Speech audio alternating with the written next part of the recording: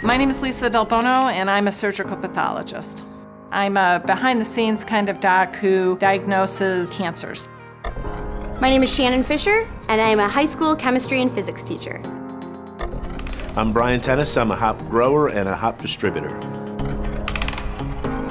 Climate change affects me because I am concerned about the vast changes and how they will affect my environment around me and my kids' environment as well. And by my kids, I mean my students, not my own kids. We've been growing hops commercially in Michigan for approximately 9 years. Climate change affects me because without hops, there is no beer. And without beer, there is no happiness. Addressing climate change, addressing our addiction to fossil fuels, actually is just good for our health.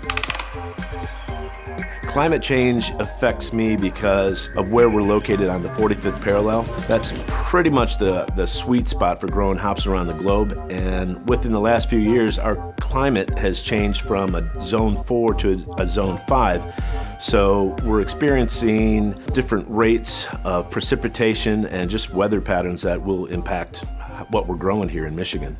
I think that if you look at data, sure, there's ebbs and flows and there's cycles within our entire Earth's history.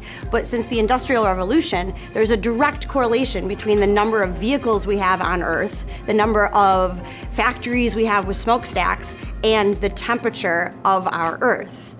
Everything I do as a physician is completely based on evidence-based peer-reviewed literature, exactly equivalent to the evidence-based peer-reviewed literature that's in question about climate change. We don't think it's a Republican or a Democratic issue. It's really, it comes down to scientific fact and believing in science.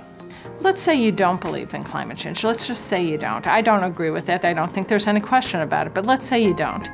Burning fossil fuels isn't good for your health any way it goes.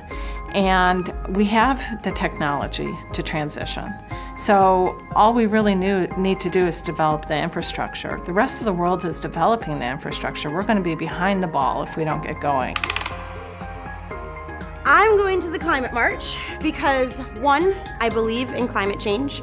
2, I believe that the people and my students have the ability to impact their leaders with their desire for change in our environmental policies.